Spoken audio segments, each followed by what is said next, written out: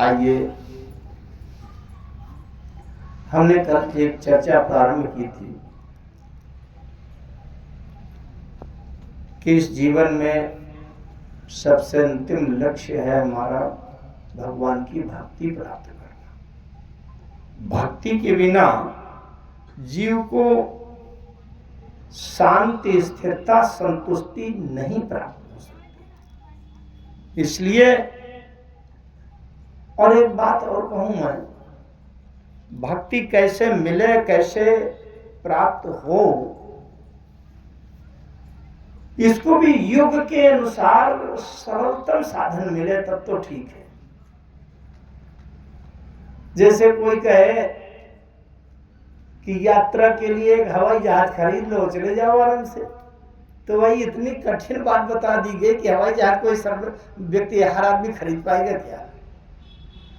भाई साधन भी बताया जाए तो इतना सरल बताया जाए कि आज के समय में हो सकता हो, सरलता से संभव हो, निर्वाह हो।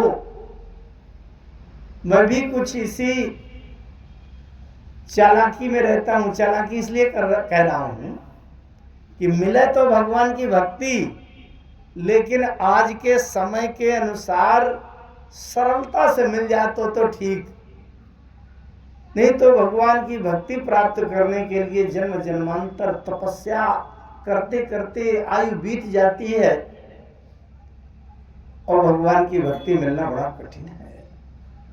परंतु मैं रामचरितमानस के सूत्रों के आधार पर चर्चा करूंगा कि सरलता से भक्ति कैसे मिले, सबसे सरल उपाय।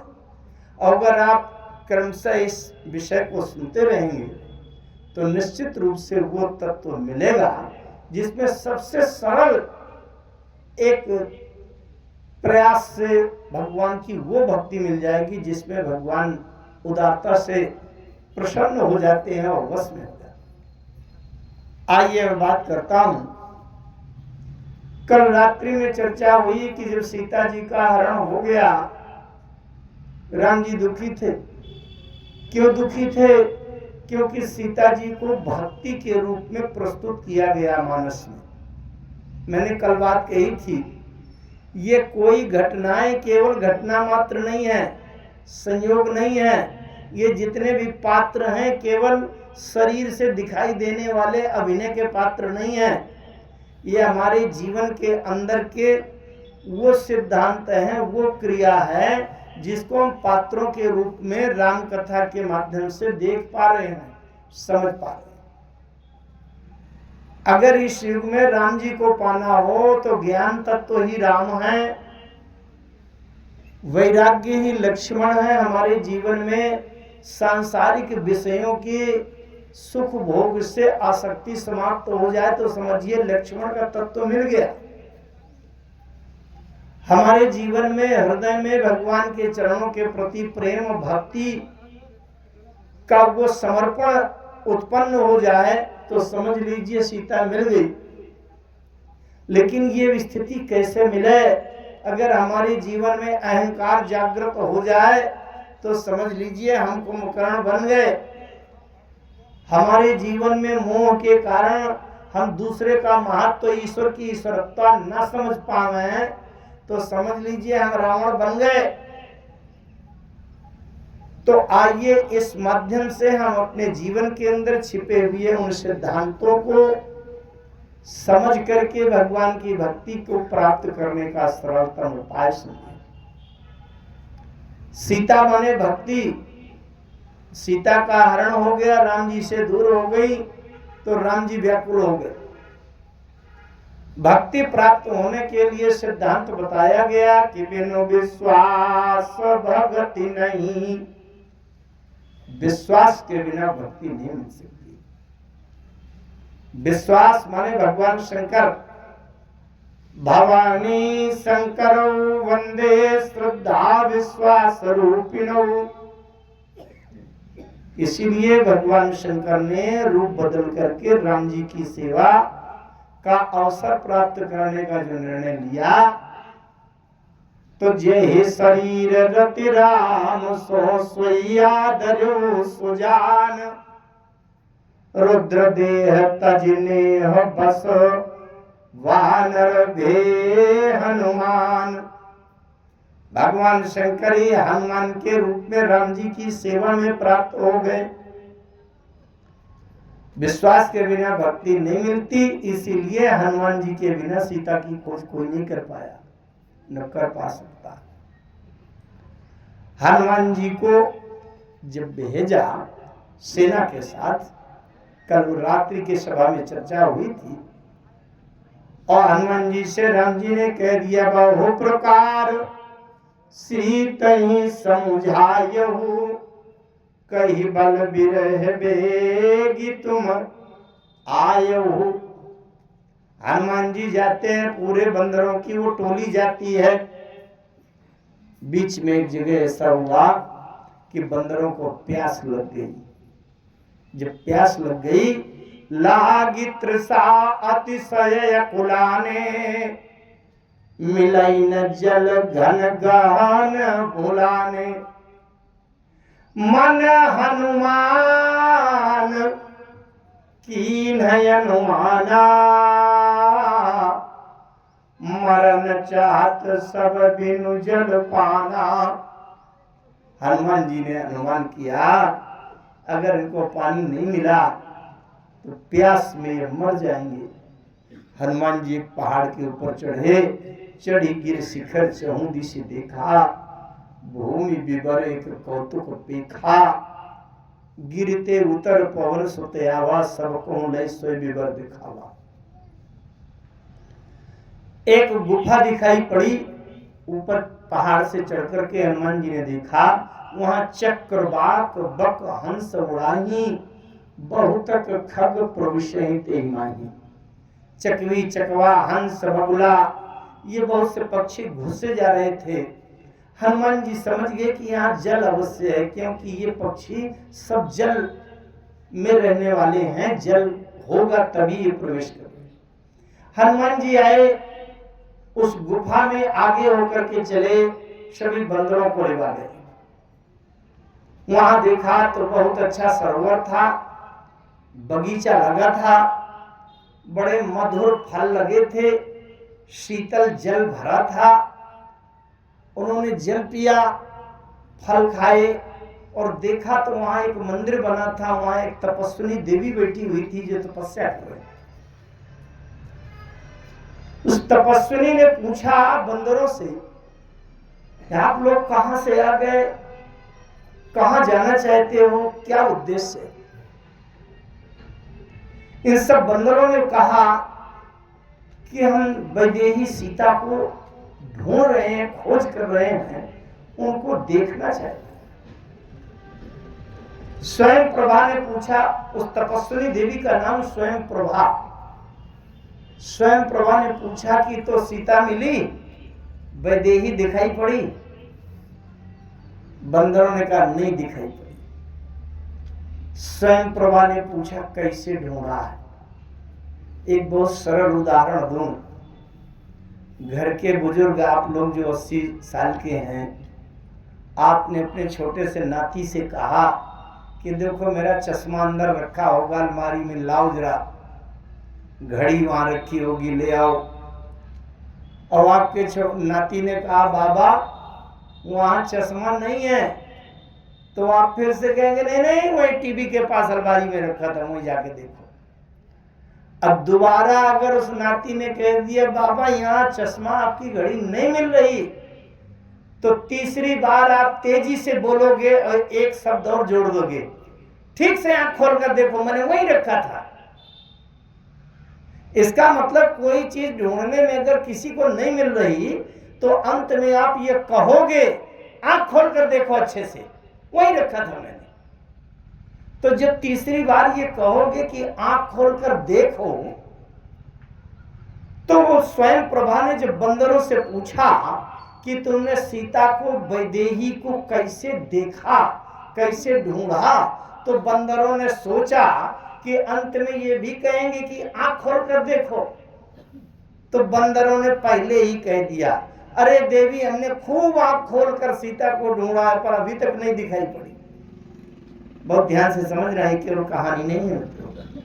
अगर एक भी बात आपके समझ में आ गई सटीक, तो हो सकता है जीवन बदल जाए। स्वयं प्रभा ने बंदरों से कहा, सबसे बड़ी गलती पहले किया कि तुमने आंख खोलकर सीता को देखा। आंख खोलकर सीता ढूंढने से कभी सीता मिलेगी? स्वयं प्रभा ने 4 सूत्र दिए, और जो अपने जीवन में सही सही भक्ति को पाना चाहता होगा, अगर 4 बातें आप धारण कर लें, मैं केवल उपदेश नहीं कर रहा, निवेदन कर रहा हूं आपसे। ये जीवन केवल बाहरी दिखावा के लिए नहीं है, प्रदर्शन के लिए नहीं है। ये जो बातें हो रही हैं भगवान की कथा की, ये बाहर दिखावा से कोई लाभ नहीं, उसको अंदर अपने हृदय में दिखना। 4 बातें कही। स्वयं प्रभा ने कहा, सबसे पहले तो तुमने जो आंख खोल कर ढूंढा ये गलत किया है। अब क्या करो? नयन, सबसे पहला सूत्र, आंख बंद करो। अच्छा, आज ये इसी सूत्र पर मैं चर्चा करूंगा, नेत्र बंद करना। जिसको भगवान की भक्ति प्राप्त करना है, संसार से आंख बंद करो।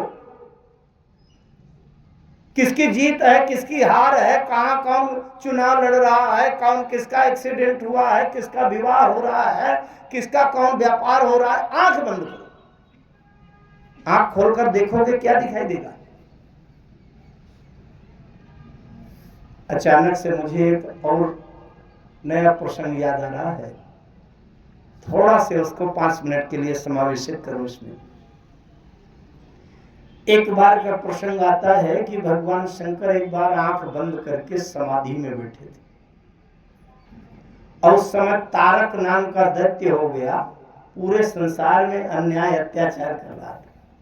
वाह! देवताओं ने विचार किया कि ये तारक नाम का जो दैत्य है, इसने वरदान मांगा है कि जब तक शंकर जी के शुक्र से पुत्र का जन्म ना हो तब तक मेरी मृत्यु ना हो। शंभु शुक्र संभूत सुत, यही जीतई रण सोई। और उसी समय भगवान शंकर समाधि में बैठे थे, सती जी भस्म हो गई थी। जिसके साथ पत्नी ही नहीं है, तो शंकर जी मानस पुत्र तो प्रकट कर सकते हैं, भगवान है। लेकिन तारक दैत्य ने स्पष्ट कहा था, शंभु शुक्र संभूत सुत, मानस पुत्र से मेरी मृत्यु ना हो, शंकर जी के शुक्र से जिस पुत्र का जन्म हो वही मुझे मार सके तो मारे।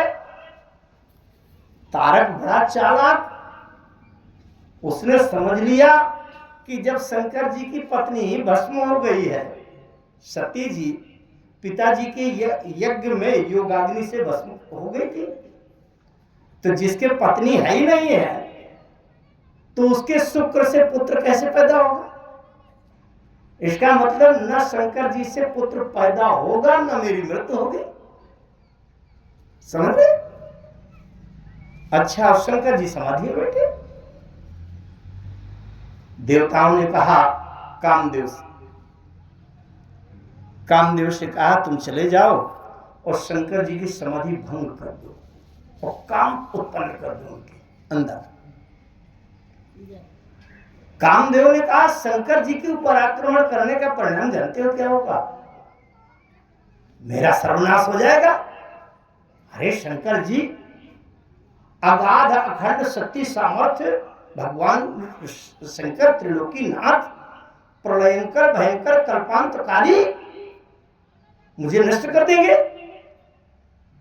देवताओं ने समझाया, अगर आपका कुछ अनिष्ट भी हो जाएगा तो संसार का कल्याण हो जाएगा। कामदेव गए। कामदेव ने भगवान शंकर के ऊपर आक्रमण किया, पूरा प्रभाव डाल दिया। ध्यान से समझिएगा, मैं फिर उसी प्रसंग में चलूंगा, लेकिन यहां से मार्मिक बात बताना चाहता हूं। भगवान शंकर आंख बंद किए हैं, समाधि लगाए। समाधि का मतलब क्या होता है? राम को देख रहे हैं, बाहर से नहीं। आंख, कल मैंने कहा था भगवान के दर्शन के लिए दो शब्द दिए गए हैं, एक रूप और दूसरा स्वरूप। आंख खोलने पर जो दिखाई पड़ जाए वो रूप, और आंख बंद करने पर जो समाधि में अनुभवित हो जाए वो स्वरूप। शंकर जी आंख बंद किए हैं तो किसको देख रहे हैं? राम को। कामदेव ने आक्रमण किया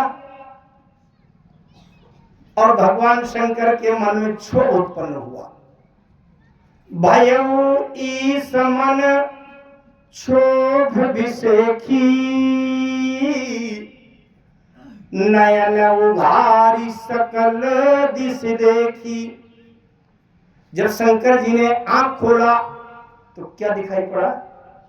आम का पेड़। सौरभ पल्लव मदन बिलोका,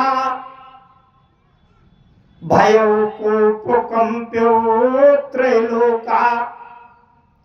भगवान शंकर ने आंख खोला तो सौरभ, सौरभ माने आम, आम का पेड़। स्थिति क्या है? शंकर जी जब आंख बंद किए हैं तो क्या दिखाई दे रहा है? राम। शंकर जी जब आंख बंद किए हैं, समाधि लगाए हैं, तो देख रहे हैं राम को। और जब शंकर जी ने आंख खोला तो क्या दिखाई पड़ा? आम। इसका मतलब आंख बंद करो तो राम और आंख खोलो तो आम, और आम में छिपा है काम। आम माने साधारण सामान्य संसार। जैसे कहीं पर लिखा हो ये आम रास्ता नहीं है, इसका मतलब आम माने साधारण सामान्य लोगों के लिए नहीं है, ये विशेष लोगों के लिए। इसका मतलब अगर आप आंख खोलकर देखेंगे तो आपको आम दिखाई पड़ेगा और आम में भी काम दिखाई पड़ेगा। यदि राम को देखना चाहते हैं तो संसार से आंख बंद करो, तब राम दिखाई पड़ेगा, और आंख खोलकर देखोगे तो आम दिखाई पड़ेगा और आम में भी काम दिखाई पड़ेगा। भगवान शंकर की इस स्थिति से आप समझे क्या करना चाहिए? आंख बंद करो। स्वयं प्रभा ने कहा मुंदहु नयन, आंख बंद करो। जो हमारी जिम्मेदारी है इस जीवन की, उन कार्यों को करने के बाद आप संसार से आंख बंद करो। क्या हो रहा है, कहां का चुनाव है, कौन जीता कौन हारा, किसका कारखाना चला, किसने कितना कमा लिया, किसको घाटा हुआ, किसको लाभ हुआ, ये दुनियादारी से आंख बंद करो। अगर आप राम को पाना चाहते हैं, अगर आप सीता भक्ति को पाना चाहते हैं, तो संसार से आंख बंद करो। कौन मरा कौन जिया, किसका विवाह हुआ किसका नहीं हुआ, ये सब आंख बंद करो। केवल अपने अंतर्मुखी हो जाओ। आंख बंद करना क्या है? आंख बंद करना माने विश्वास, और आंख खोलना माने विचार।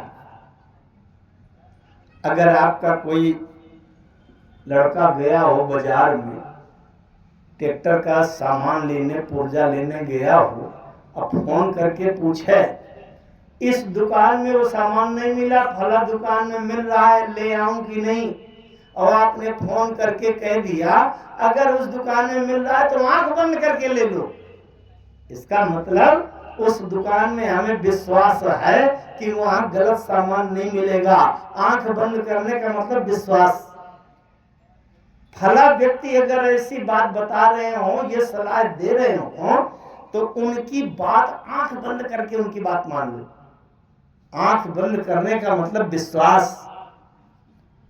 अब अगर आपने फोन में कह दिया भाई अगर उस दुकान में मिल रहा है सामान तो देख करके लेना, देख समझ के लेना, इसका मतलब विश्वास नहीं है, विचार। बस समझ। संसार में विचार की आवश्यकता तो है, लेकिन विचार की एक सीमा है। 4 प्रसंग ऐसे आए हैं मानस में, 4 पात्र ऐसे हैं जिन्होंने आंख बंद, पहले आंख बंद नहीं किया, पहले ज्यादा आंख खोल दिया। आंख बंद करना माने विश्वास और आंख खोलना माने विचार। जिन्होंने 4 पात्र ऐसे हैं, 4 प्रसंग ऐसे हैं कि जिन्होंने विचार ज्यादा कर दिया, आंख खोल दिया, तो अंत में उनको आंख बंद करना पड़ा। 4 पात्र कौन? एक है सती जी। सती जी भगवान शंकर की पत्नी है, प्रिया है। जब भगवान शंकर के साथ सती जी महर्षि कुंभज के आश्रम में गए, वहां से कथा सुनकर के वापस लौटे, वहां राम जी की लीला चल रही थी, सीता का हरण हो गया था। रोते हुए राम सीता को ढूंढ रहे थे। वहां पर भगवान शंकर समझा रहे हैं सती जी को, सती ये बाहर से चाहे जितना आंसू बहावे, मैं इनको अंदर से जानता हूं, ये सच्चिदानंद ही हैं।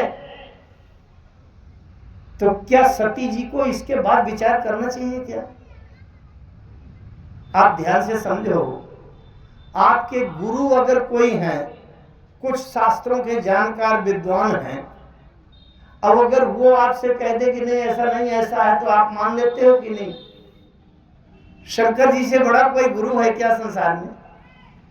तुम त्रिभुवन गुरु वेद बखाना। सती जी के शंकर जी से 3 रिश्ते हैं, 3 रिश्ते। सबसे पहला रिश्ता कि शंकर जी सती के पति हैं। साधारण रिश्ता नहीं होता, ये देवियां हैं, इनका जन्म कहीं होता है। जन्म देने वाले, पालन पोषण करने वाले माता पिता कोई दूसरे होते हैं, वहां के कुल देवता दूसरे होते हैं, वहां का गोत्र दूसरा होता है, वहां के पिता हैं, भाई हैं, दूसरे होते हैं। लेकिन जिसको कहीं कोई नहीं जानता न वो जानती, उसके साथ अगर विवाह कर दिया गया है, गांठ बंध गई है, तो सबसे बड़ा समर्पण ये अपने पति के प्रति करती है कि नहीं? जीवन में जो समर्पण अन्य किसी भी पुरुष के प्रति नहीं कर सकती, वो पूरा का पूरा समर्पण इनका पति के प्रति होता है। क्यों होता है? क्योंकि विश्वास की पराकाष्ठा है कि ये मेरे जीवन का निर्वाह करेंगे, इनसे मेरा जीवन का सब कुछ प्राप्त होगा, लौकिक और पारलौकिक सब कुछ प्राप्त होगा। पति से ज्यादा विश्वसनीय कोई होता है क्या? तो पहले रिश्ते में सती जी के पति हैं भगवान शंकर, इसलिए सती जी को अपने पति की बात मानना चाहिए कि नहीं?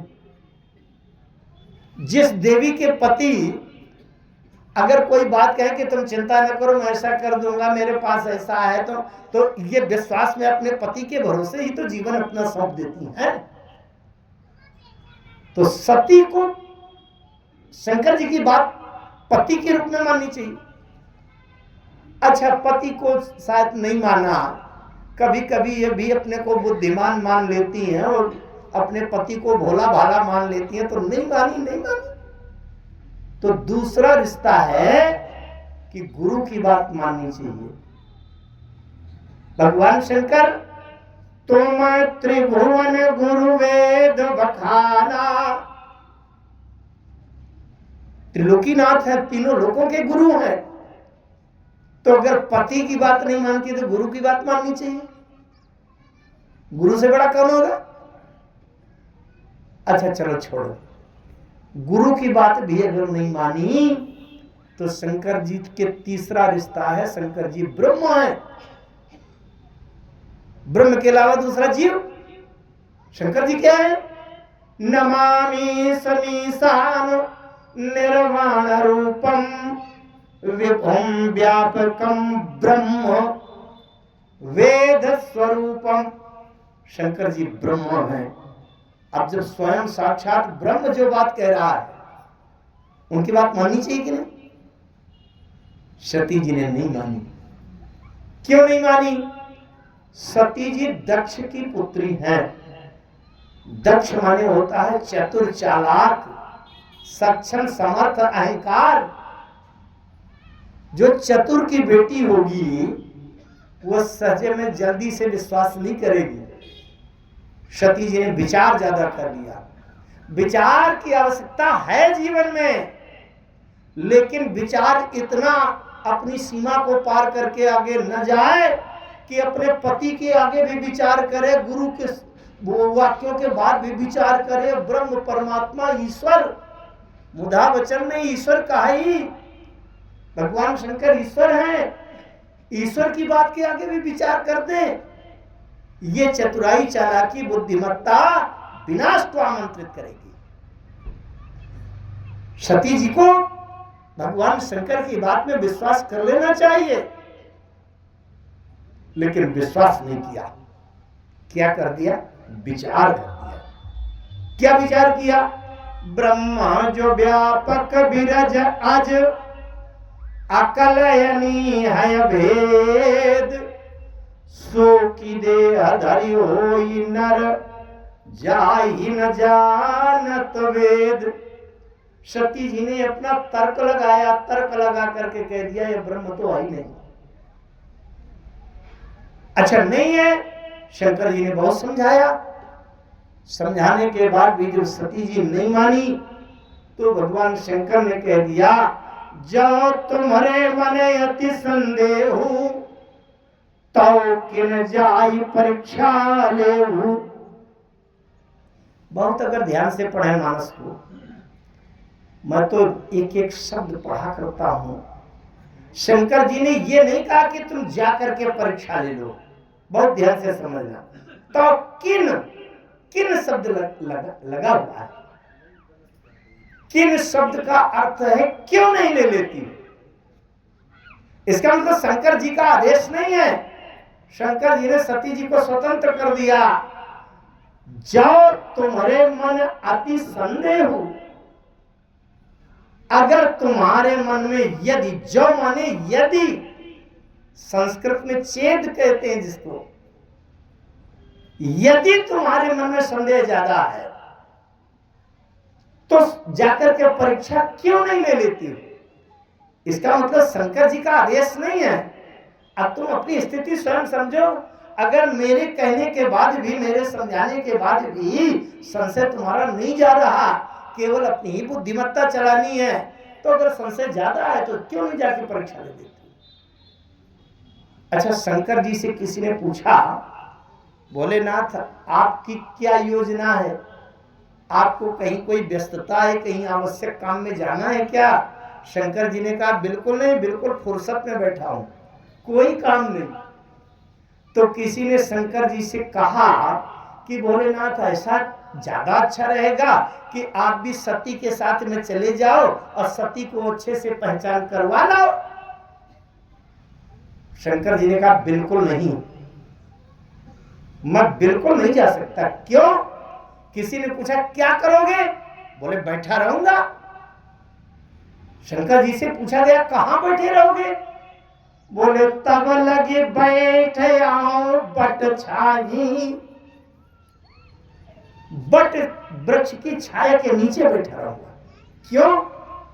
बट वृक्ष की छाया, बट वृक्ष, बट विश्वास अचल निज धर्मा, तीर्थ राज समाज सुकर्मा। मैं बट वृक्ष की छाया के नीचे बैठा हूं, इसका मतलब मैं अभी भी विश्वास के नीचे बैठा हूं। बट माने विश्वास कि जिसको मैंने देखा है वो सच्चिदानंद ही है, उसमें कोई संशय नहीं है, संदेह नहीं है। और अगर मैं भी जाता हूं बट वृक्ष की छाया को छोड़कर, तो इसका मतलब मेरे अंदर भी संदेह सिद्ध हो जाएगा कि इनको भी संदेह है। और हे सती, तुम इसलिए जाओ कि जब तुम्हारे मन अति संदेह हो तब किन जाई परीक्षा ले। और जब तुम्हारे मन ना संदेह हो तो कोई परीक्षा लेने की कोई आवश्यकता नहीं, तुम भी बैठो। बस समझ। भगवान शंकर विश्वास के घनीभूत रूप हैं। भगवान शंकर के अंदर संदेह नहीं है। सती जी को स्वतंत्र कर दिया कि तुम जाओ। सती जी को भगवान शंकर की बात पर विश्वास मान लेना चाहिए था, भले ही तर्क से समझ में नहीं आ रहा कि यह ब्रह्म है। राम जी ब्रह्म नहीं है, इसके लिए कई तर्क मिले सती जी को। सती जी निराधार नहीं है।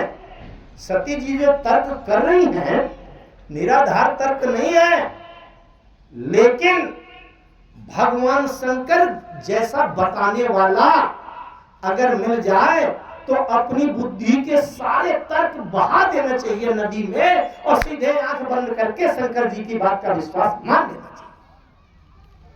हमारी बुद्धि के तर्क कितने भी बने रहें, लेकिन भगवान शंकर से ज्यादा विश्वास का अब कोई देवता नहीं मिलेगा, इसलिए आंख बंद कर देना चाहिए। सती जी गई, सीता का रूप बनाया। पुनि पुनि हृदय विचार कर धर सीता कर रूप, आगे वही चली पंथ ते ही जेहि आवत नर भूप। राम जी ने सबसे पहले तो पिताजी का नाम लेकर के प्रणाम कर दिया। मैं अयोध्या के महाराज चक्रवर्ती नरेंद्र महाराज दशरथ का ज्येष्ठ पुत्र राम, हे देवी आपको प्रणाम करता हूं। सती जी ने समझा कि देखा मेरे सामने पोलपट्टी खुल गई, दशरथ का लड़का है, कोई ब्रह्म नहीं है। लेकिन जब राम जी ने कह दिया कहो बोरी कहां वृक्ष के तू, विपिन अकेली फिरहु के ये तू। सती जी समझ गई ये तो सब जान गए, अंतर्यामी है। वहां से चली। जब चली तो मार्ग में जाना राम सती दुख पावा, निज प्रभाव कुछ प्रगट जनावा। सती जी लौट करके आई तो आगे देखा तो राम लक्ष्मण सीता जा रहे। अरे बोले इनको तो पीछे छोड़कर आए। पीछे देखा वहां राम लक्ष्मण सीता, दाएं बाएं ऊपर नीचे जहां आंखों ने राम जी लक्ष्मण सीता, राम लक्ष्मण सीता। और कैसा प्रभाव देखे शिव विधि विष्णु अनेका, परम विचित्र एक ते एका।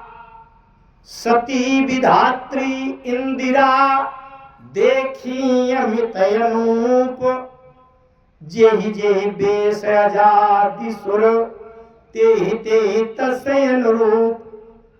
देखा जब वहां देखा तो क्या हुआ, हृदय कंप तन सुधि कछु नाही, अनयन मूंदी बैठी मगमाई।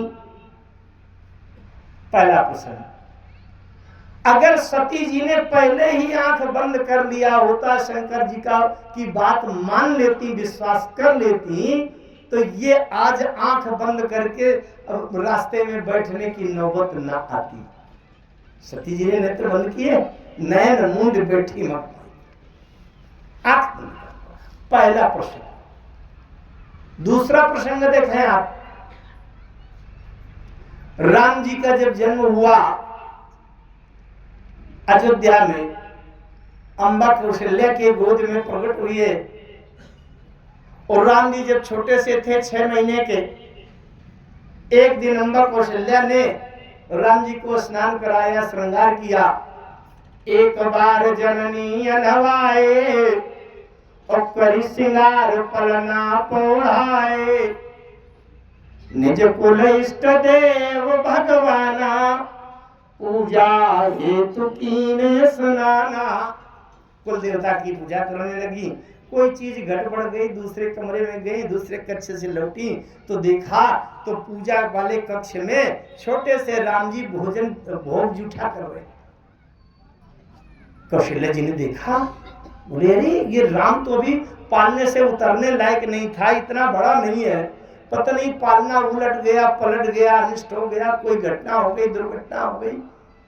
कौशल्या बहुत दौड़ी दौड़ी गई, पालने में जाकर के देखा तो राम जी सो रहे थे।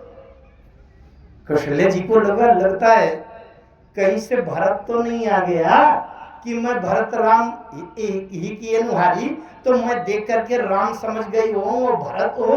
कौशल्या जी ने जाकर के देखा तो वो राम भरत नहीं थे, राम थे। ले रही है तो राम है। फिर से जाकर के देखा राम जी पालने में सो रहे हैं, एक राम यहाँ भोग जुटा कर रहे। दोनों स्थितियां मानस में लिखा गोस्वामी जी ने। यहाँ वहां दुई बालक देखा, पहली स्थिति में मति भ्रम मोर। मेरी बुद्धि में भ्रम तो नहीं हो गया कि भरत को राम समझ गई हो, लेकिन जब निश्चित हो गया कि मेरी बुद्धि का भ्रम नहीं है, वो तो राम है, ये दोनों जगह राम है। तो फिर कहने लगी कि आन विशेखा, दूसरा कोई चमत्कार है। और जब चमत्कार है तो दिखरावा माता हिन जी अद्भुत रूप अखंड, रोम रोम प्रति लागे कोटि कोटि ब्रह्मांड। और राम जी ने विराट दर्शन करा दिया। मैया पालने में और भोजन कक्ष में दो जगह दिखाई पड़ गया, इसी में आश्चर्य कर रही हो तुम? मुझे तो देखो, मैं तो कण कण में दिखाई पड़ूंगा, क्योंकि राम ससीम नहीं असीम है, राम सूक्ष्म नहीं व्यापक है। जब कौशल्या जी ने ये देखा तो पुलकित तन मुख बचन नयावा, अनयन मूंदी चरणनी सिर नावा।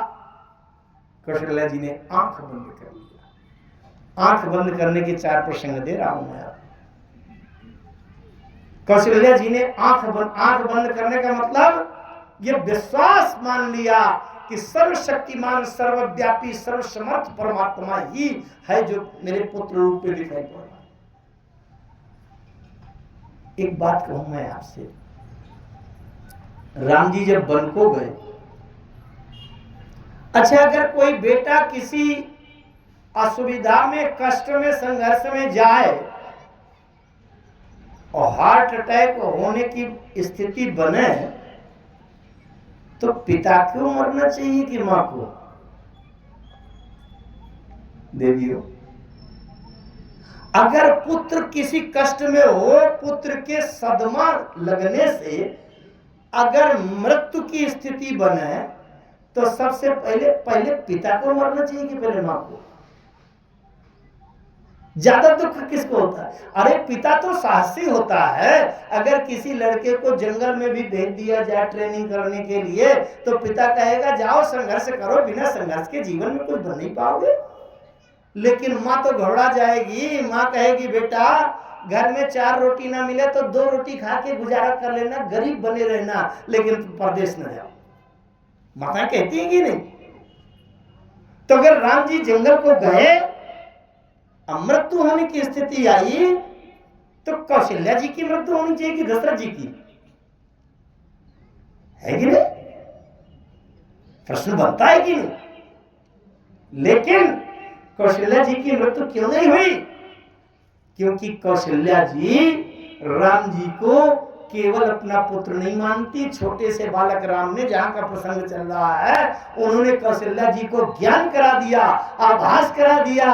मैया मैं बाहर से केवल मां कह रहा हूं, लेकिन मैं किसी का पुत्र नहीं हूं, मैं तो जगत पिता हूं। कौशल्या जी को तुरंत आभास हो गया। अस्तुति करी न जाई भय माना, जगत पिता मैं सुत करी जाना। उसी समय से कौशल्या जी को ये तत्व ज्ञान हो गया कि ये किसी के पुत्र नहीं है, ये तो जगत पिता है, सर्वव्यापी सर्वशक्तिमान सर्वसमर्थ व्यापक ब्रह्म है। इसलिए इनके बिछड़न वियोग का ये हृदय में दुख कौशल्या जी के अंदर नहीं है कि उनके प्राण निकल जाए। लेकिन दशरथ जी ने एक जन्म पहले मनु जी के रूप में मांगा था, सुत विषयी कहता वो पद रति हो, अमोही बड़ मूड काहे किने को। मन बिनु फानी जी में जल बिनु मीना, मम जीवन तिमि तुम ही अधीना। कौशल्या जी को तत्व ज्ञान, परमात्मा। लेकिन दशरथ जी पुत्र देखना चाहते हैं, पुत्र के रूप में ही प्रेम करना चाहते हैं। इसलिए उनको ये तत्व ज्ञान नहीं है कि ये सर्वव्यापी सर्वशक्तिमान परमात्मा जगत पिता है। ये ज्ञान नहीं है, केवल पुत्र मान करके उनके हृदय से प्राण निकल गए। तात्पर्य ये कि अगर कौशल्या जी पहले ही समझ लेती कि ये सर्वव्यापी है तो आंख बंद न करना पड़ता।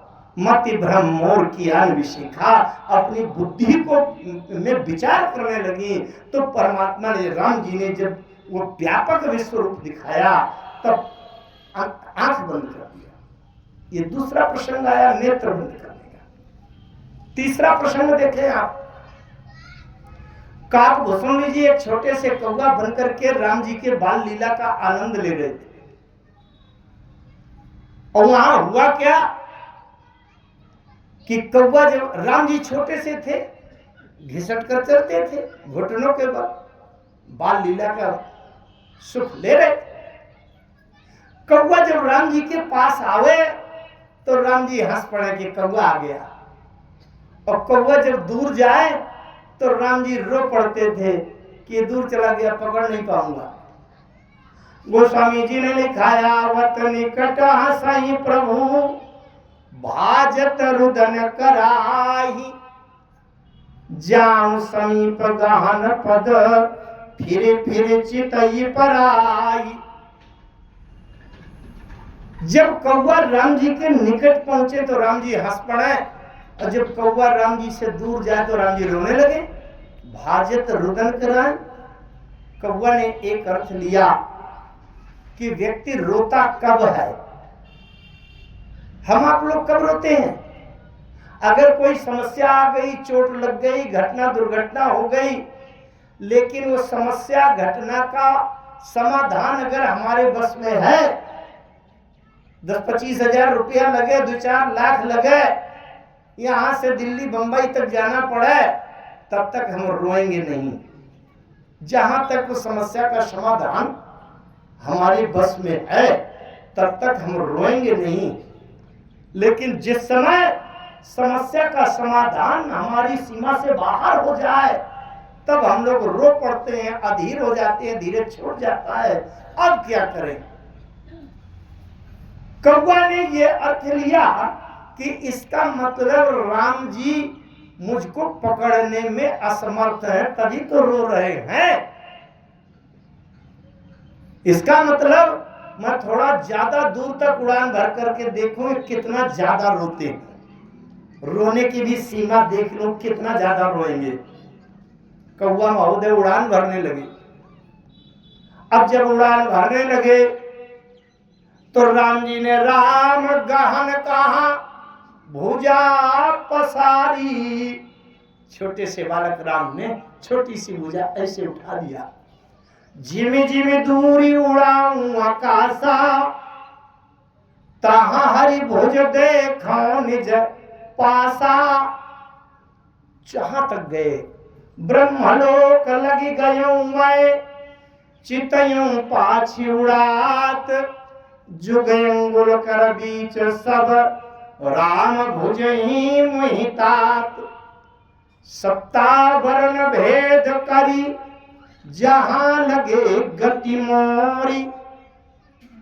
यद्यपि ये प्रसंग कोई घटना नहीं है, बिल्कुल सत्य कहूं, यथार्थ कहूं तो पूर्ण वेदों के वेदांत का प्रैक्टिकल है, ये प्रयोग है। लेकिन मैं ज्यादा कठिन बात नहीं करना चाहता, इसलिए मैं बात केवल ये कहूंगा, जहां लगे गति मोरी। इस वाक्य का अर्थ आप क्या समझते हैं? सप्तावरण भेद करी जहां लगे गति मोरी। इसका मतलब जहां तक जीव की गति हो सकती है वहां तक तो मैं उड़ता चला गया, और जहां लगे गति मोरी से ये निश्चित हो रहा है कि अब आगे इनकी गति सीमा समाप्त है, अब आगे इनके उड़ान भरने की क्षमता नहीं है, वहां से बिल्कुल बंद कर दिया गया है, सीमा समाप्त। अब जब आगे भागने की जगह समाप्त है, दीवार बंद है, बाउंड्री बंद है, आगे कहां भागेंगे? और पीछे से शेर आ रहा है तो क्या करेंगे आप? अब आगे जब बाउंड्री है सीमा समाप्त है, अब नहीं भागेंगे तो आंख बंद करके खड़े हो जाएंगे, जो कुछ होना होगा सो होगा। वहां क्या हुआ, जब कौवा महोदय के उड़ान भरने की सीमा समाप्त हो गई, जहां लगे गति मोरी, वहां जब सीमा समाप्त हो गई तो मूंद्यो नयन त्रसित जब भयो, भूषणी जी ने आंख बंद किया। आंख बंद किया कि नहीं? अरे भैया, पहले ही आंख बंद करके राम को, छोटे से बालक राम में सर्वव्यापी परमात्मा को देख लेते तो इतनी भाग दौड़, इतना भटकाव, इतना दौड़, इतनी उड़ान तो न भरनी पड़ती।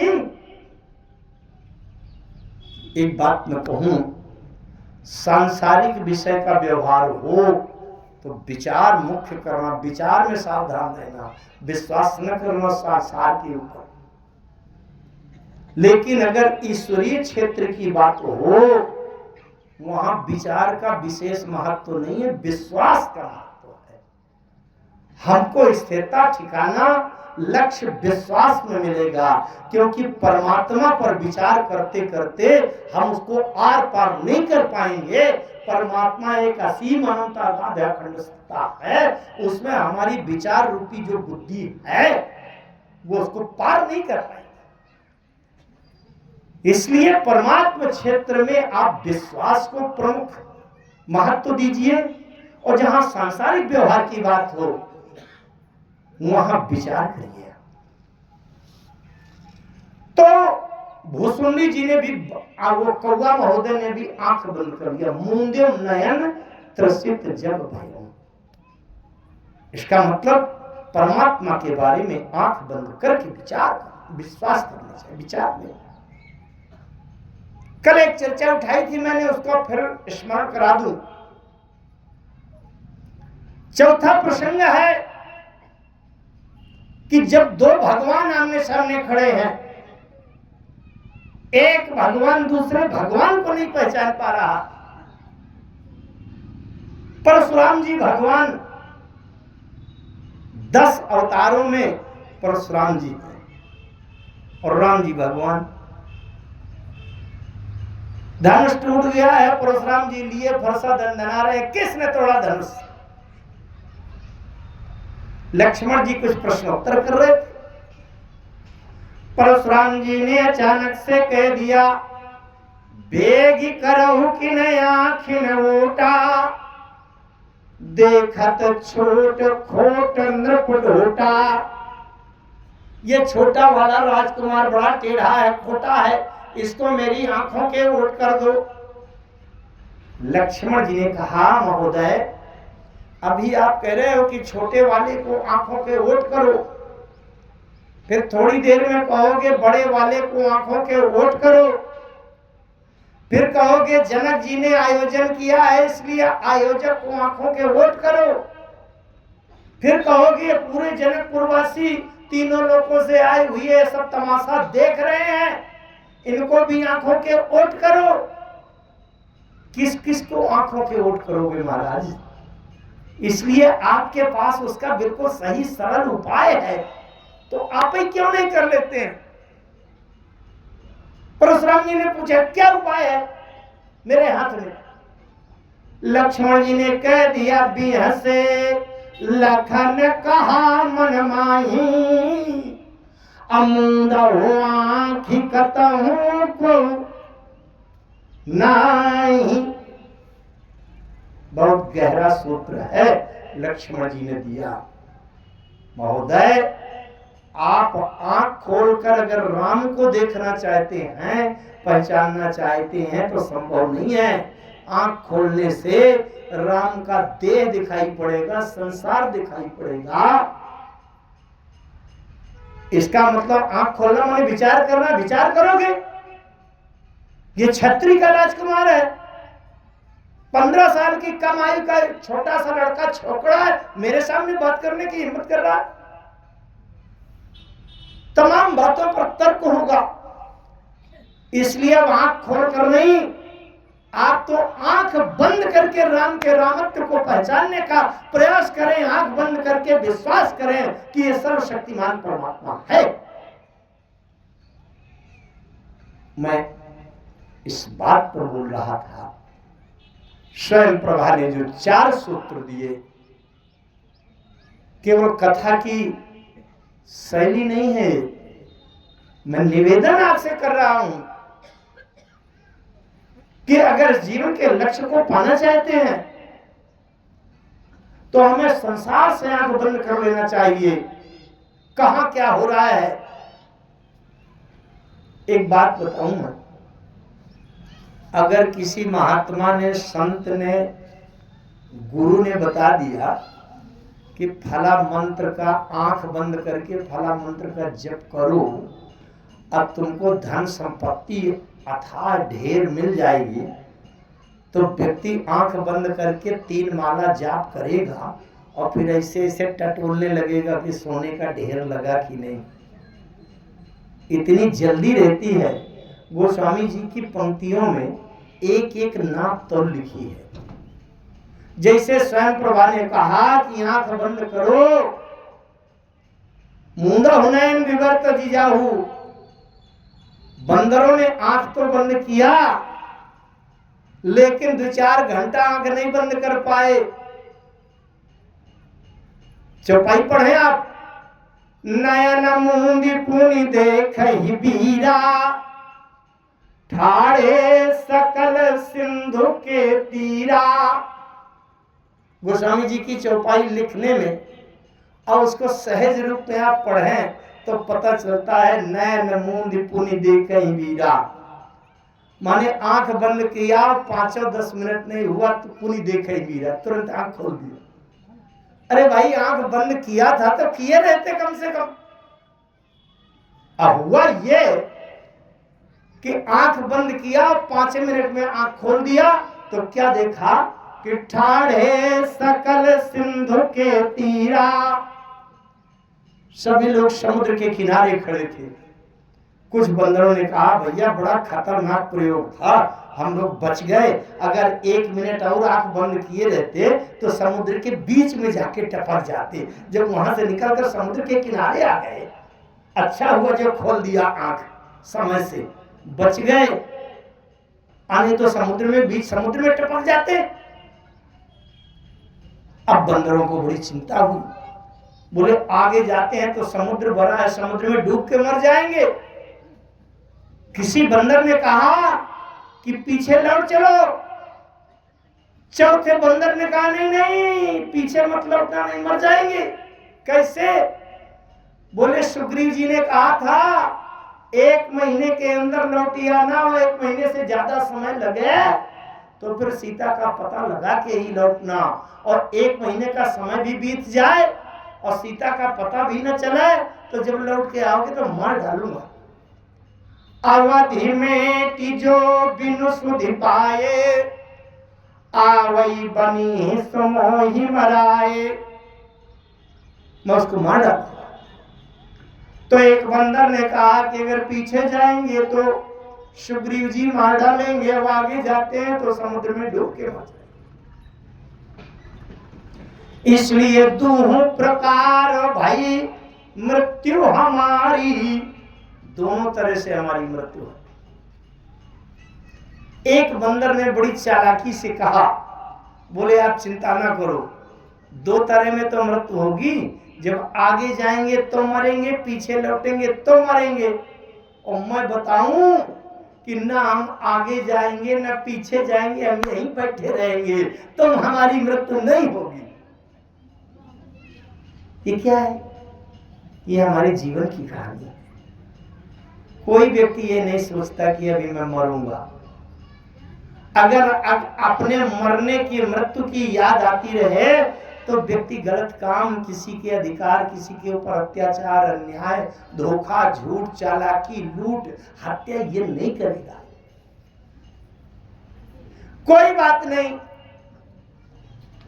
वहां पर बंदर इस तरह से बातचीत कर रहे थे और गिरी कंदरा सुनी संपाति, वहां एक पहाड़ की गुफा में गीध थे, बहुत बड़े आकार के। उसने सुन लिया संपाति नाम के गीत, इन्होंने सुन लिया, बाहर होई देखी बहु की सा, मोहि आहार दीन जगदीसा। बाहर सिर निकाल करके इसे देखा, बहुत से बंदर। अरे बोले बहुत बढ़िया, भगवान ने मुझे भोजन दे दिया।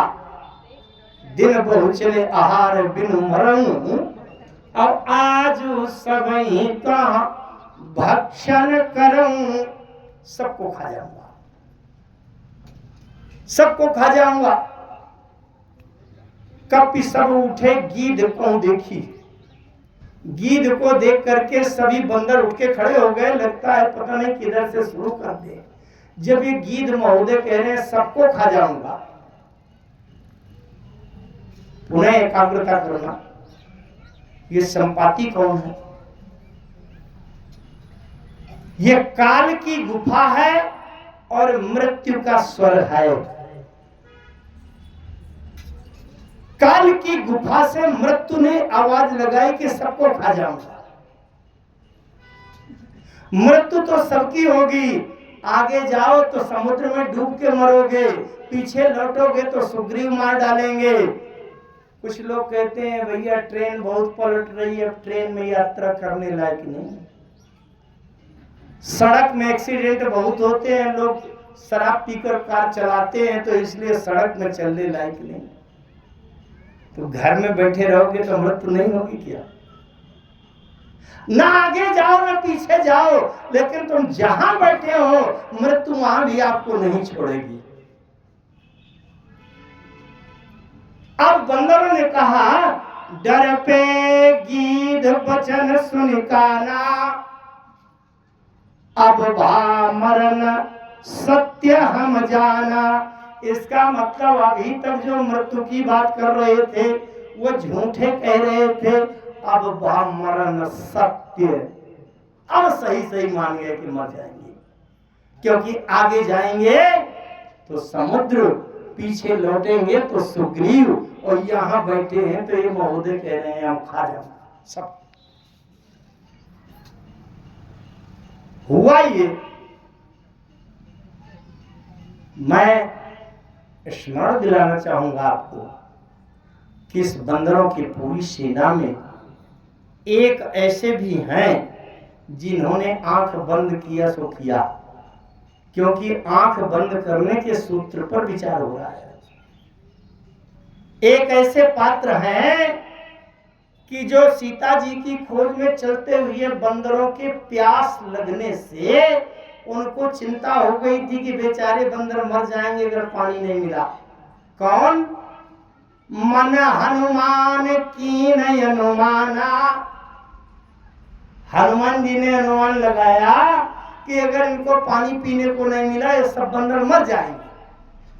जो बंदरों के प्यास की स्थिति को देखकर जो हनुमान जी चिंता में हो गए, वो हनुमान जी वही हैं। और इतना बड़ा संकट आ गया कि आगे जाएंगे तो समुद्र में डूब जाएंगे, पीछे लौटेंगे तो सुग्रीव मार डालेंगे, और यहाँ बैठे हैं तो ये गीध महोदय संपाति कहते हैं मैं खा जाऊंगा।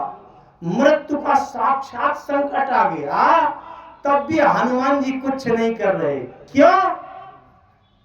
आंख बंद किया सब किया, अब कौन मरेगा कौन बचेगा, किसका क्या होगा? अगर भक्ति को पाना है तो हनुमान जी की तरह आंख बंद करिए, कौन मरा कौन बचा। हनुमान जी अब चिंता करने वाले नहीं है, आंख खोलने वाले नहीं। विश्वास की पराकाष्ठा। संपत्ति आए, बंदर खड़े हो गए, कपि सब उठे गीध को देखी। अंगद जी ने मन में विचार किया, कहे अंगद विचारी मन माही, धन्य जटायु सम को नाही। अंगद जी सोच विचार कर करते हैं, जटायु के समान धन्य कोई नहीं। कई दृष्टियों से कहा, एक तो जटायु गीध और एक संपाति गीध। अंगद जी कहते हैं कि जटायु गीध धन्य है, जिन्होंने सीता हरण की घटना को रोकने के संघर्ष में अपने प्राण दे दिए। जटायु गिद्ध धन्य है, और ये गिद्ध धन्य नहीं है जो सीता जी की खोज में चलते हुए बंदरों को भी खा जाने के लिए तैयार है। तो दोनों गिद्ध में तुलना किया तो अंगद जी कहते हैं जटायु धन्य है, ये धन्य नहीं।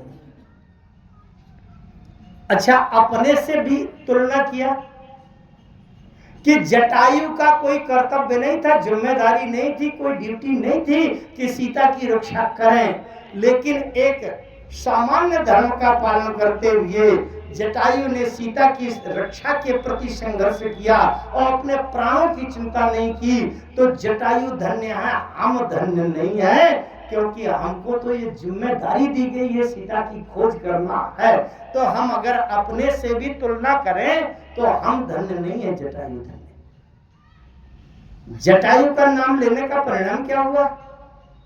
संपाति जी ने जैसे जटायु का नाम सुना, वैसे संपाति जी ने निर्भय कर दिया। तिनहि भय करी पूछ सी जाई, निर्भय कर दिया। अरे बंदरों, तुमने एक ऐसा नाम ले लिया है कि उस नाम के प्रभाव से मैं तुमको निश्चिंत करता हूं, किसी को खरोच भी नहीं लगाऊंगा, अब मैं तुम में से किसी को नहीं खाऊंगा। ये बताओ तुम जटायु को कैसे जानते हो? बंदरों ने पूरी घटना सुनाई। संपाति जी कह रहे हैं कि मोहिलई जाहु सिंधु तट देव तिलांजलि ताई, अब बचन सहाय करब में पैहु खोज हो जाही। जिसको ढूंढ रहे हो वो तुम्हें मिलेगी, तुम चिंता न करो, मैं सहयोग करूंगा। अच्छा, तो संपाति ने निश्चिंत कर दिया कि चिंता न करो, किसी को भी मैं नहीं खाऊंगा। इसके बाद संपाति एक घटना बताने लगी। अच्छा, इससे एक बात की प्रेरणा मिलती है। जटायु का नाम लिया अंगद जी ने, तो सारे बंदरों को जो खा जाने वाले महोदय थे उन्होंने निश्चिंत कर दिया। इसका मतलब जटायु का नाम लेने से हजारों बंदरों के प्राण बच गए। जटायु कौन है? भक्त है, भगवान के भक्त हैं। इसका मतलब भक्त का नाम लेने से हजारों बंदरों के प्राण बच गए। तो जब एक भक्त के नाम के प्रभाव से हजारों बंदरों का प्राण बच गए, तो भगवान का नाम लिया जाए तो कितनी बड़ी सुरक्षा मिलेगी। ये इससे प्रेरणा मिलती है, ये प्रेरणा मिलती है। संपाति जी ने बताई अपनी घटना। संपाति जी कहते हैं जटायु और मैं दोनों भाई हैं। जटायु छोटा भाई है। बात यह है, कश्यप ऋषि की 13 पत्नी है। 13 पत्नी में एक बिनता नाम की पत्नी है, उनके 2 पुत्र हुए, गरुण और अरुण। चूंकि बिनता के पुत्र हैं इसलिए गरुड़ जी को बैनतेय कहते हैं। जैसे कुंती के पुत्र को कौन्तेय कहते हैं, रघु के पुत्र को राघव कहते हैं, पांडु के पुत्र को पांडव कहते हैं। इसी प्रकार से बिनता के पुत्र को बैनतेय कहते हैं। बिनता के 2 पुत्र, बड़े का नाम गरुण, छोटे का नाम अरुण। गरुड़ जी विष्णु भगवान के वाहन बन गए, अपनी पीठ पर बिठा के विष्णु भगवान की यात्रा कराते हैं। और छोटे भाई अरुण सूर्य भगवान के रथ के चलाने वाले सारथी बन गए। अच्छा, अब अरुण के 2 पुत्र हैं। अरुण के 2 पुत्र हैं, बड़े का नाम संपाति, छोटे का नाम जटायु। संपाति कहते हैं कि एक बार मैं और मेरा छोटा भाई जटायु दोनों ने सलाह किया कि चलो हमारे पिताजी जब सूर्य भगवान का रथ चलाते हैं तो हम भी जरा उड़ान भरते हुए चलते हैं। सूर्य भगवान में कितना तेज है, कितना प्रकाश है, कितनी ऊष्मा है, जरा हम भी नाप करके आते हैं। दोनों भाई संपाति और जटायु ने उड़ान भरी। हम दो बंधु प्रथम तरुणाई, गए गगन रवि निकट उड़ाई। जैसे काफी उड़ान भरी, वैसे जटायु ने अपने बड़े भाई संपाति से कहा, भैया मेरा तो साहस डोल रहा है। संपाति जी कहते हैं, मैंने जटायु से कहा कि अगर तुम्हारी हिम्मत बिगड़ रही है तो तुम लौट जाओ, तुम छोटे हो ना, इसलिए लौट जाओ। तेज न सही सक सो फिर आवा, और मैं अभिमानी रवि नियरावा। सूर्य भगवान का तेज सहन नहीं हुआ तो जटायु लौट आया, और मैं अभिमानी, मुझे अपने शरीर देह के बल पर, सामर्थ्य पर बड़ा अहंकार था, सूर्य के निकट पहुंच गया। लेकिन जरे पंख अति तेज अपारा, पर्यो भूमि करी घोर चिकारा।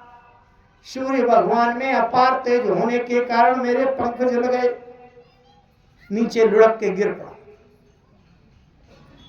अच्छा, अगर कोई शरद ऋतु में, शरद ऋतु मतलब कुंवार का महीना, अंग्रेजी महीनों में सितंबर का महीना, शरद ऋतु की जो दिन में धूप होती है बड़ी तेज होती है।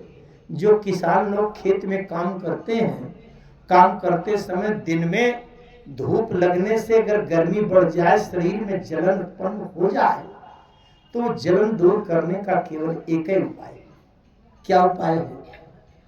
रात्रि में चंद्रमा की चांदनी के नीचे खुले आसमान में थोड़ी देर विश्राम करें। जब चंद्रमा की चांदनी शरीर में लगती है तो दिन में जो सूर्य की तेज धूप से जो गर्मी जलन उत्पन्न हो गई है, वो जलन शांत होती है।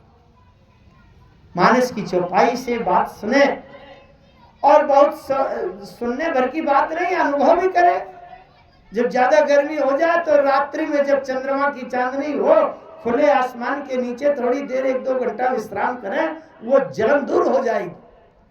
मानस भगवान कहते हैं, सरदार तप निसी शशि अपहरई। शरद आतप, आतप माने धूप। शरद ऋतु में जब सूर्य की तेज धूप से अगर गर्मी जलन उत्पन्न हो जाए तो निसी शशि अपहरई। अगर सूर्य की किरणों से जलन पैदा हुई है तो चंद्रमा की आवश्यकता है। चंद्रमा की चांदनी से ठंडक आएगी, शीतलता आएगी। संपाति जी को भी सूर्य के तेज धूप से जलन उत्पन्न हो गई है। जरे पंख अति तेज अपारा, पंख जल गए, तो इनको भी चंद्रमा की आवश्यकता है। तो गोस्वामी जी लिखते हैं, मुनि एक नाम चंद्रमा वो ही, लागी दया देखी अति मोही। चंद्रमा नाम के मुनि आ गए जो अत्रि अनसुईया के पुत्र हैं। चंद्रमा मुनि आ गए। अब जब चंद्रमा मिल गए तो जलन शांत हो जाएगी। कैसे? विविध भांति ज्ञान सिखावा, देह जनित अभिमान छोड़ावा। तमाम प्रकार से उन्होंने ज्ञान बताया कि सुनो, तुम एक सूर्य के पास जाना चाहते हो, नहीं जा पाए, जल गए, और मैं तुम्हें एक युक्ति बताऊं कि तुम करोड़ सूर्य के पास पहुंच जाओगे। कैसे? अच्छा, परमात्मा क्या है? कोटि सूर्य समप्रभ है। राम जी करोड़ों करोड़ों सूर्यों से भी ज्यादा प्रकाश के पुंज है, तो राम जी के पास पहुंच जाओगे। लेकिन कैसे? देहाभिमान से नहीं, विचार से, समर्पण से, तत्व ज्ञान से, आंतरिक दृष्टि से। विविध भांति ज्ञान सिखावा, और देह जनित अभिमान छोड़ावा। देहाभिमान से नहीं, अभिमान छोड़। अच्छा, ये बात हो ही रही थी। संपाति जी ने बंदरों से पूछा कि तुम लोग कहां जा रहे हो, समुद्र के किनारे क्यों बैठे हो? बंदरों ने बताया कि सीता की खोज में जा रहे हैं, सीता ढूंढना चाहते हैं, सीता को देखना चाहते हैं, पाना चाहते हैं। संपाति जी ने पूछा तो सीता मिली? बोले नहीं, अभी तक नहीं मिली। संपाति जी ने कहा ये बैठी है सीता। 15 फीट के निकट से देखा, 15 फीट के पास निकट बैठी है सीता। अब आप लोग कहेंगे 15 फीट कहां लिखा है? मानस में लिखा है। बड़े ध्यान से समझे, रामचरितमानस में नाप तौल सब लिखी है। रामचरितमानस में लिखा है कि संपाति जी ने सीता जी को 15 फीट के नजदीक से, निकट से देखा। अब जहां लिखा है चौपाई स्मरण करा दूं आपको। संपाति जी कहते हैं ताहा अशोक उपवन जहां राई। अब आप समझिए, अगर सीता 1 किलोमीटर दूर बैठी होती दिखाई पड़ती, तो 1 किलोमीटर दूर से आप बगीचा, पेड़ों का झाड़ तो देख लेंगे कि पेड़ों का बगीचा है, लेकिन 1 किलोमीटर दूर से आप ये बता पाएंगे क्या कि आम का पेड़ है, कि अशोक का है, कि इमली का है, काय का पेड़ है? 1 किलोमीटर दूर से तो आप पेड़ की पत्तियों से पहचान नहीं कर पाएंगे क्या के पेड़ कर पाएंगे? संपाति जी स्पष्ट कह रहे हैं ताहा अशोक उपवन जहां राई। अशोक के पेड़ों का बगीचा है। इसका मतलब इतने नजदीक से देख रहे हैं कि जब पेड़ की पत्तियां देख के पहचान के बता रहे हैं कि अशोक के पेड़ों का बगीचा। अब आप कहेंगे कि तो पेड़ों की पत्तियां तो 100 फीट दूर से भी देखी जा सकती हैं, लेकिन आपने कहा कि 15 फीट नजदीक से देखा। जैसे पंडाल में पीछे जो व्यक्ति बैठा है, अगर उसको कोई पहचानने वाला हो तो ये तो देख लेगा कि कौन बैठा है, राम प्रसाद बैठा है कि हरिशंकर बैठा है, ये तो देख लेगा। लेकिन जब तक चेहरा और रूप और मस्तक की रेखाएं, ये पलकों की दृष्टि, यहाँ के चेहरे की चमड़ी की सिकुड़न अगर आप नहीं देखे पाएंगे तो आप ये नहीं समझ पाएंगे कि वो व्यक्ति, बैठा हुआ व्यक्ति प्रसन्न है कि उदास है, दुखी है कि चिंता में है। समझ पा रहे? जब संपाति जी ने कहा ये बैठी है सीता अशोक के पेड़ के नीचे, बंदरों ने एक बात पूछी संपाति जी से कि महोदय जब आप सीता को देखकर बता ही रहे हैं तो थोड़ा सा ये भी बता दीजिए कि सीता जी बैठी हैं तो प्रसन्न है, हंस रही हैं, खिलखिला रही हैं कि दुखी हैं, उदास हैं, निराश हैं, चिंता में कैसी हैं? अगर सीता जी बैठा बढ़िया बैठे खिलखिला के हंस रही हो, मौज मस्ती कर रही हो, तो हम लोग समझ जाएंगे कि भैया सीता जानबूझकर गई है कि नहीं? तो जरा ये भी स्थिति बता दीजिए। संपाति जी ने कहा नहीं नहीं, सीता प्रसन्न नहीं है, हंस नहीं रही, संतुष्ट नहीं है। कैसी है? बोले सीता बैठी सोच रत आई।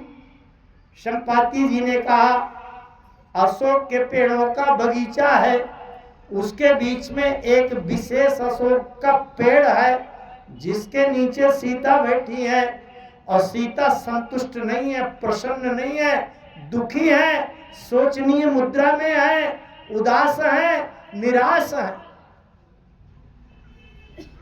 इसका मतलब सीता के चेहरे को, चेहरे में माथे के सिकुड़न को, दृष्टि को, पलक को, इसको अच्छे से देखा, तब जब व्यक्ति को नजदीक से आप देखेंगे तभी कहेंगे क्या बात है, आज उदास उदास दिख रहे हो। कभी कभी कहें क्या बात है आज बड़े खुश नजर आ रहे हो, बड़े प्रसन्न हो, क्या बात? तो जब नजदीक से देखोगे तभी पता चलेगा ना। संपाति जी ने सीता जी को बिल्कुल निकट से देखा, और जब निकट से देखा तो बंदर भी ऐसे ऐसे उठकर देखने लगे, अरे इधर बिल्कुल नजदीक सीता बैठी है, हम अभी तक देख नहीं पाए, ऐसे ऐसे देखने लगे उठ करके, कहां बैठी कहां बैठी। संपाति जी ने बंदरों से पूछा किसको देख रहे हो? बोले हम भी वैदेही को देख रहे। बोले बैठ जाओ। क्यों? संपाति जी ने कहा मैं देखो तुम नहीं, मैं तो सीता को देख सकता हूं पर तुम नहीं देख पाओगे। इस बात को ध्यान से समझना। इसी बात को बताने के लिए पूरा प्रश्न कहा गया, और शायद इसमें आपकी दृष्टि केंद्रित हो। बंदरों ने पूछा क्यों? आप जब देख सकते हैं तो हम क्यों नहीं देख सकते? संपाति जी ने बंदरों से पूछा किसको देखना चाहते हो? बंदरों ने कहा वैदेही को देखना चाहते हैं। संपाति जी ने पूछा किन नेत्रों से देखना चाहते हो?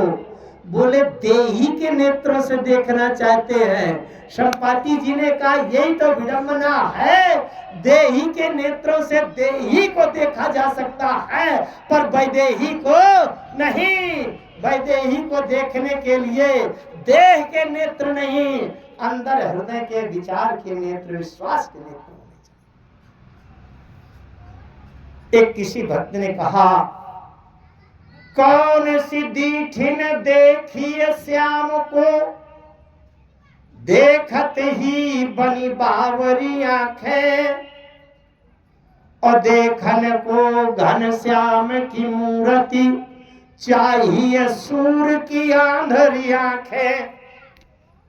श्याम की मूर्ति को देखने के लिए सूर की अंधी आंखों की आवश्यकता है, क्योंकि ये आंखें तो संसार को देखेंगी, संसार के देहवाद को देखेंगी, संसार की सुंदरता को देखेंगी, लेकिन वैदेही को देखने के लिए आज सूत्र चल रहा है। मूंदा हो नयन